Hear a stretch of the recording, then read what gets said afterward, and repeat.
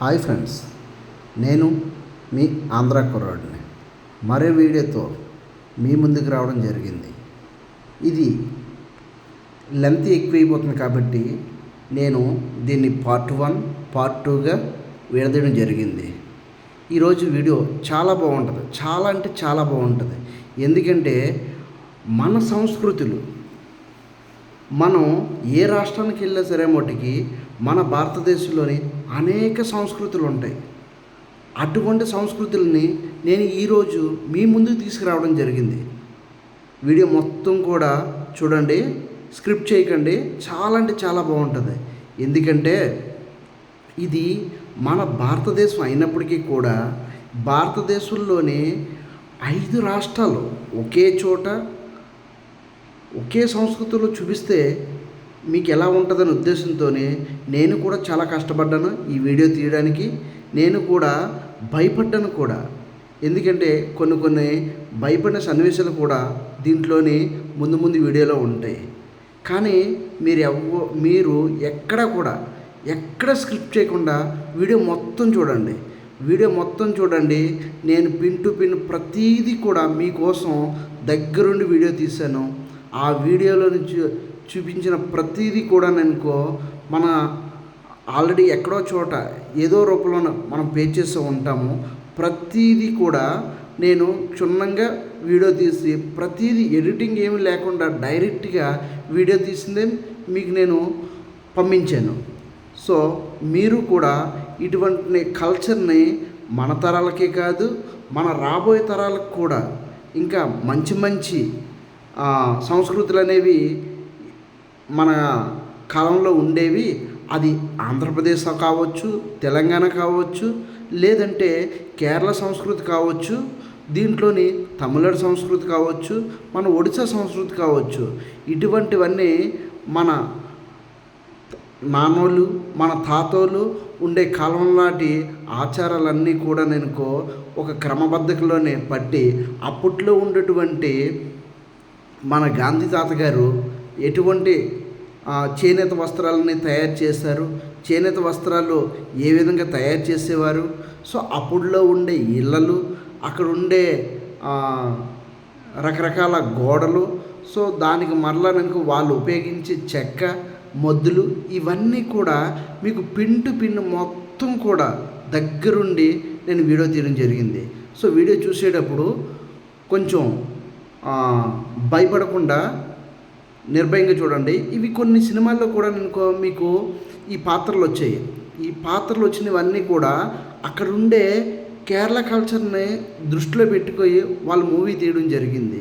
So ఆ movie తీస్తున్న సందర్భం ఏదైనా కావచ్చు, కానీ వాళ్ళకుండే కల్చర్ని మాత్రము మిగతా వాళ్ళకి ఆదర్శంగా నిలవాలనే ఉద్దేశంతోనే వాళ్ళు ఈ విధంగా తీసి మూవీ రూపంలోని మనకు అందరికీ చూపించడం జరిగింది. సో నేను కూడా నా వంతు ప్రయత్నంగా, సో మీరందరూ కూడా పేరున రాలేరు కాబట్టి, సో నా వీడియో ద్వారాగా మీ అందరికీ కూడా చూపించడం జరుగుతుంది. ఎక్కడా కూడా వీడియో మాత్రం స్క్రిప్ట్ చేయకండి ఫ్రెండ్. ఎందుకంటే నేను ఈ వీడియో తీయడానికి చాలా డబ్బులు పెట్టాను, చాలా కష్టపడ్డాను. సో మీరందరూ కూడా పిన్ టు పిన్ చూసి లాస్ట్ వరకు కూడా ఎలా ఉందో వీడియో మాత్రం నాకు చెప్పాలి. ఇంకా వీడియో లెంత్ ఎక్కువైందని ఈ వీడియోని నేను 2 పార్ట్లుగా విడదీసి మాత్రమే మీకు చూపిస్తున్నాను, ఒకే వీడియో కాకుండా. సో దీంట్లోని మన ఆంధ్ర కల్చర్ ఎలాగుంది, అలాగే తెలంగాణ కల్చర్ ఎలాగుంది, మరియు తమిళనాడు కల్చర్ ఎలాగుంది, అక్కడి నుంచి మన కేరళలో ఉండేటువంటి కల్చర్ ఇటువంటిది. సో ట్రైబల్ ఏరియా, అలాగే ఒడిశా ప్రాంతంలో ఉండే కొన్ని సీన్లన్నీ కూడా ఈ మ్యూజియంలోని ఇది పెట్టడం జరిగింది. ఫ్రెండ్స్, ఇది ఎక్కడో కాదండి, మనకు చెన్నై సెంట్రల్ నుంచి 25 కిలోమీటర్ల దూరంలోని కేలంబాకం, అలాగే మనకు మెరీనా బీచ్ నుంచి 32 కిలోమీటర్ల దూరంలోని కేలంబాక్ అనే ఏరియాలోనే ఈ మ్యూజియం ఉండడం జరిగింది. సో ఈ వీడియోలోని నేను చూపించిన విధంగా మీరు చూడండి. మీరు చూస్తే ఖచ్చితంగా ఈ కల్చర్ ఎటువంటిది, అప్పుడులో ఉండేటువంటి మన నాన్నోళ్ళు మన తాతలు ఏ విధంగా బ్రతికారు, ఏ విధంగా చేనేత వస్త్రాలు అనేవి చేశారు, అలాగే అక్కడుండే కల్చర్ని పెట్టి అక్కడ పెళ్ళిళ్ళు కూడా ఏ విధంగా జరుగుతాయి, ఆంధ్రప్రదేశ్ అనేసరికి ఏ విధంగా చేస్తారు, అలాగే కేరళ అనేసరికి పెళ్ళిళ్ళు ఏ విధంగా చేస్తారు, అలాగే మన తమిళనాడులో కూడా ఏ విధంగా పెళ్ళిళ్ళు చేస్తారో అప్పుడు ఉండేటువంటి పంతులు కూడా ఏ విధంగా మంత్రాలు గింత్రాలు చదువుతారు, ప్రతిదీ పిన్ టు పిన్ ప్రతిదీ కూడా నేను దగ్గరుండి నేను వీడియో తీయడం జరిగింది ఫ్రెండ్. నిజంగా ఈ వీడియో స్క్రిప్ట్ చేస్తే మాత్రం మీరు అప్పుల్లో ఉపయోగించే పనిముట్లు కావచ్చు, అప్పుల్లో ఉండేటువంటి వస్త్రధారణ కావచ్చు, అప్పుల్లో యూజ్ చేసేటువంటి గన్నలు, కత్తులు, ప్రతిదీ కూడా పిన్ టు పిన్ మీకు దగ్గరుండి నేను వీడియో తీసి చూపించడం జరుగుతుంది. మీకు తెలుసా ఫ్రెండ్స్, మన భారతదేశంలో ప్రతి 100 కిలోమీటర్లకి సంస్కృతి మారిపోతుంది. అయినా సరే మనమంతా ఒక్కటే. ఈరోజు ఈ వీడియోలో దక్షిణ భారతదేశంలోని ఈ 5 ప్రధాన రాష్ట్రాల ప్రత్యేకతలను నేను చూపించడానికి చాలా ప్రయత్నం చేశాను. సో నేను ఎంత కష్టపడినప్పటికి కూడా మీరు చూస్తారనే ఉద్దేశంతోనే నేను ఈ కష్టాన్ని మొత్తం పక్కన పెట్టి పిన్ టు పిన్ ప్రతిదీ కూడా మీకు చూపించడం జరుగుతుంది. అప్పట్లో ఉండేటువంటి ఆ గోడలు, అప్పట్లో ఉండేటువంటి ఆ పెంకుటిల్లు, కమ్మలిల్లు, అలాగే బ్రిటిష్ వాళ్ళు కూడా మన పూర్వీకులను ఏ విధంగా ఇబ్బంది పెట్టేవారు ఏంటి, ఇటువంటి అన్నీ కూడా దీంట్లో ఈ వీడియోలో చూపించడం జరుగుతుంది. అలాగే కొన్ని ఏరియాల్లోని పూరిగుడిసెలు కూడా, గడ్డిళ్ళు, పూరిగుడిసెలు, అలాగే ప్యాలెస్లు, అప్పట్లోని యూజ్ చేసే ప్యాలెస్లు, కట్టడాలు, అలాగే కలప కూడా ఎక్కువగా యూజ్ చేసేవారు ఆ టైంలోని. సో ఇప్పుడంతా గోడలు, మార్బుల్స్, అలాగే బండరాళ్ళు అనేవి ఎక్కువగానే యూజ్ చేయడం జరుగుతుంది. ఇంటీరియర్ డిజైన్ అనే పేరుతో ఇళ్ళ లోపల మాత్రమే ఇప్పుడు చెక్కని యూజ్ చేస్తున్నారు. కానీ అప్పట్లోనే చెక్కని డైరెక్ట్గా పెంకుటిల్లు రూపంలోని లోపల స్లాబ్గా ఎలాగైతే ఇప్పుడు మన వాళ్ళు ఈ సిమెంట్తోనే వేస్తున్నారో అప్పుడు కర్రతోనే చేసేవారు ఫ్రెండ్స్. కర్రతోనే స్లాబ్ రూపంగా పెద్ద పెద్ద మాన్లు, దొక్కలు, చెట్లు నరికి డైరెక్ట్గా అవే పెట్టేవారు.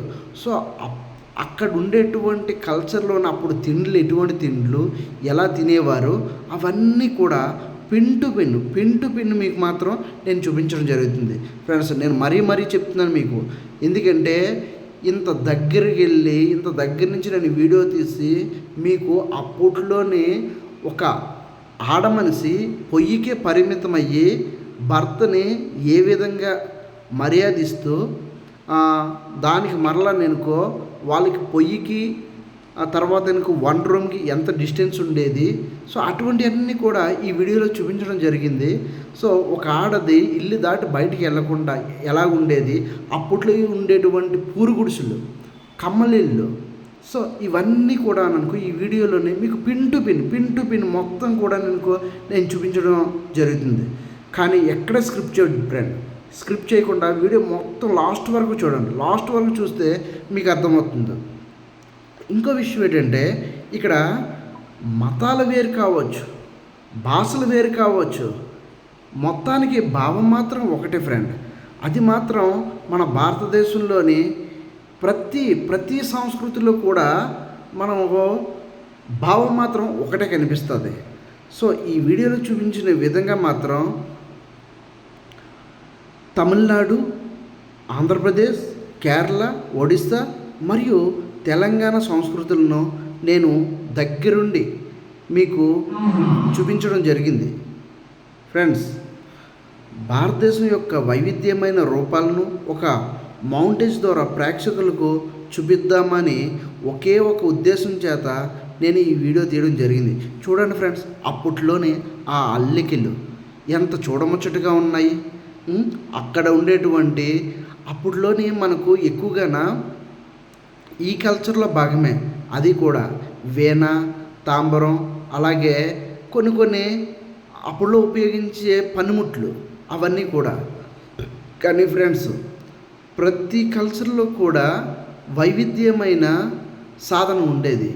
ఇది అప్పట్లోని వాళ్ళు చేనేత వస్త్రాలను ఏ విధంగా తయారు చేసేవారు, దానికి ఏ విధమైన పనిముట్లు ఉపయోగించేవారు, సో ఇది ఎక్కడ తయారు చేశారు, ఇది ప్రతిదీ కూడా ఇలాగే ప్రతిదీ కూడా ఒక ఇక్కడ మనుషులు వేరు కాదు, అలాగే వాళ్ళు చేసే పనులు వేరు కాదు. ఏ ఏ రాష్ట్రానికి వెళ్ళినప్పుడు కూడా అక్కడ ఒక ప్రసిద్ధిగాంచిన ఒక పనిముట్లు తయారు చేసేవారు.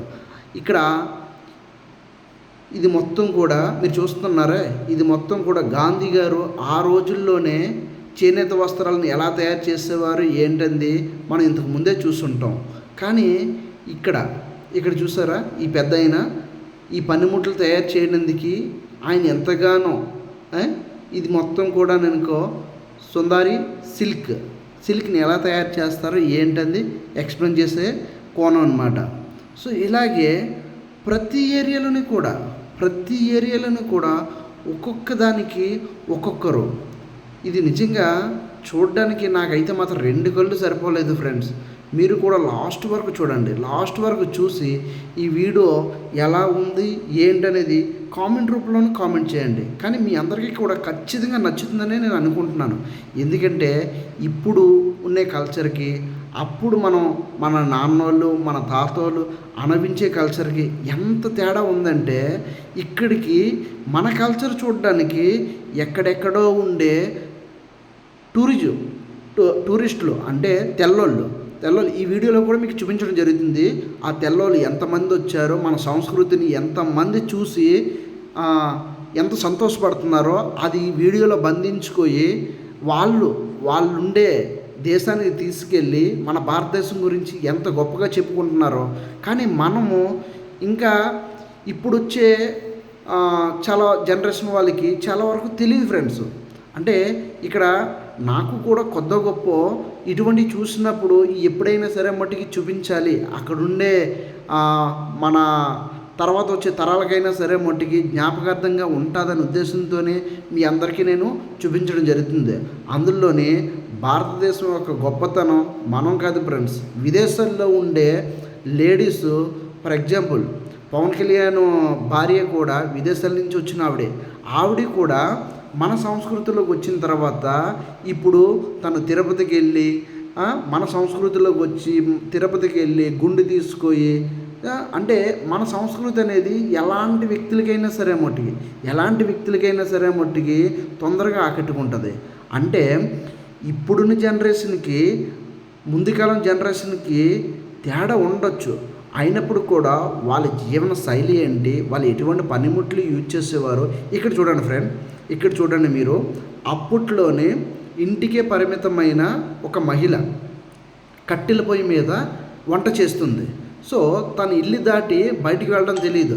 ఆ ఇంట్లోనే పొయ్యి పెట్టి పొయ్యి దగ్గరలోనే అప్పుడులో ఉండే పనిముట్లు ఏ విధంగా యూజ్ చేసేవారు, అవి ఎంత దూరంలో ఉండేవి, ఇప్పటికి అప్పటికి తేడా ఏంటి, అసలు ఇప్పుడు లేడీస్ బయట తిరిగేటట్లుగా అప్పుడు లేడీస్ బయట తిరిగే కల్చర్ కాదు.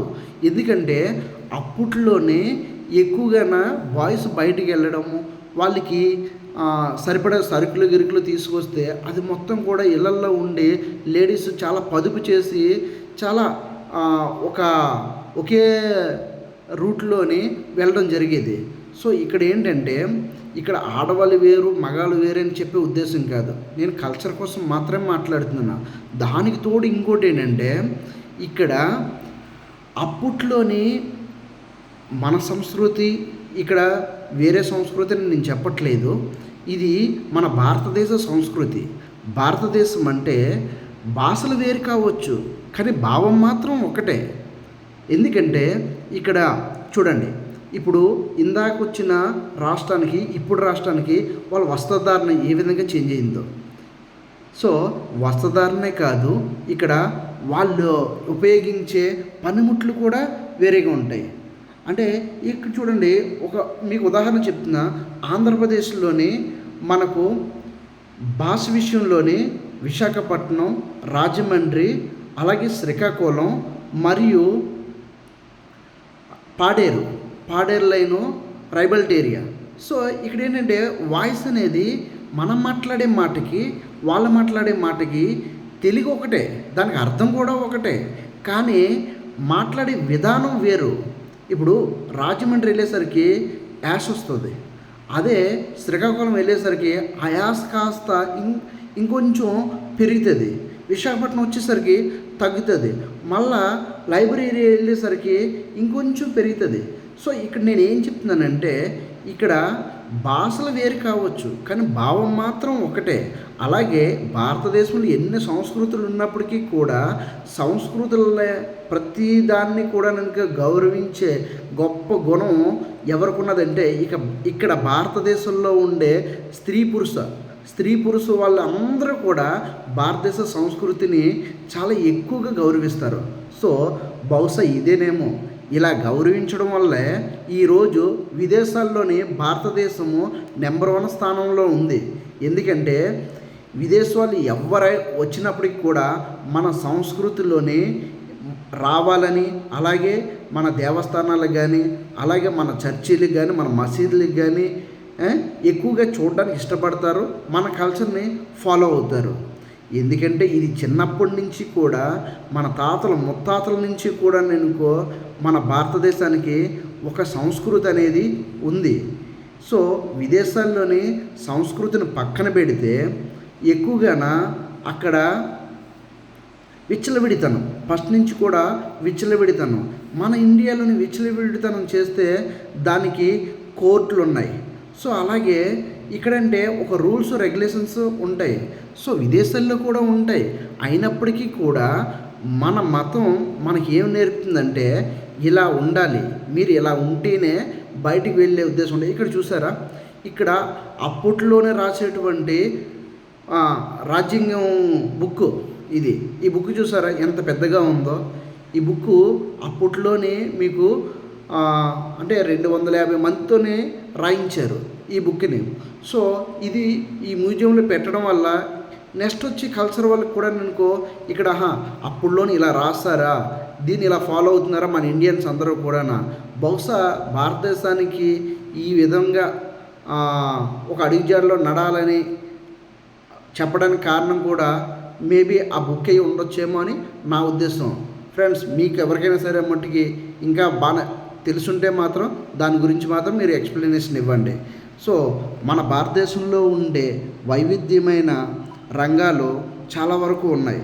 సో దాంట్లోనే ఏ ఒక్కటి కూడా వేస్ట్ కాకుండా ఇలా మ్యూజియం రూపంలోనే బంధించి పెట్టడం వల్ల తర్వాత తరాల వారికి మాత్రం ఇవి ఆసరాగా ఉంటాయి. అలాగే భారతదేశం కోసం గొప్పగా చెప్పనందుకు కూడా బాగుంటుంది.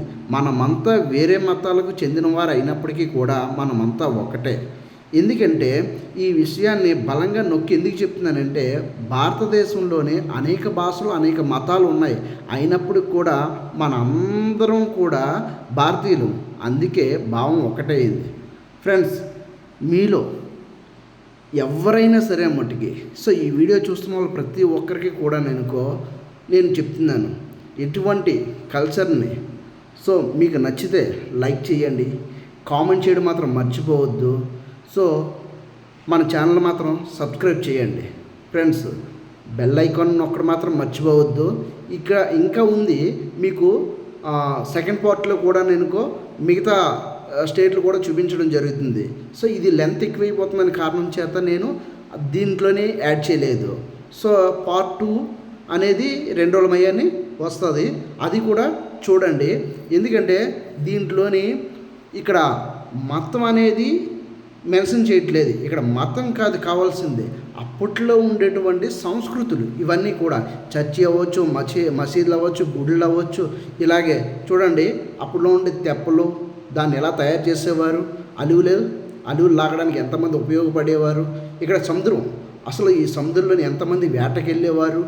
ఇప్పటికీ కూడా అంతరించిపోతున్నాయి, ఇటువంటివి అనేవి అంతరించిపోతున్నాయి. ఈ అంతరించిపోతున్నవి నెక్స్ట్ జనరేషన్ ఎలా తెలుస్తుంది?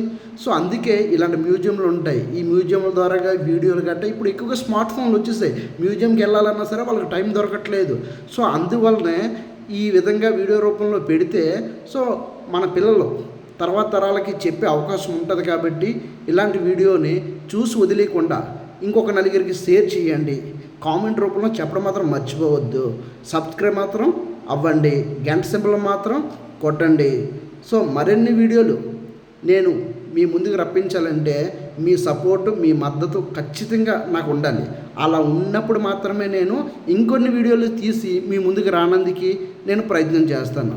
మర్చిపోవద్దు ఫ్రెండ్స్, ఎందుకంటే కొత్త కొత్త ప్రదేశాలు, కొత్త కొత్త కల్చర్లు, అలాగే భారతదేశంలో ఉండేటువంటి ప్రతి ప్రాముఖ్యమైన ప్రదేశాన్ని కూడా మీకు చూపించినందుకే నేను ప్రయత్నం చేస్తాను. సో మీ వంతు బాధ్యత నాకు సపోర్ట్ చేయడం. సో నేను మాత్రం ప్రతిదీ కూడా నేను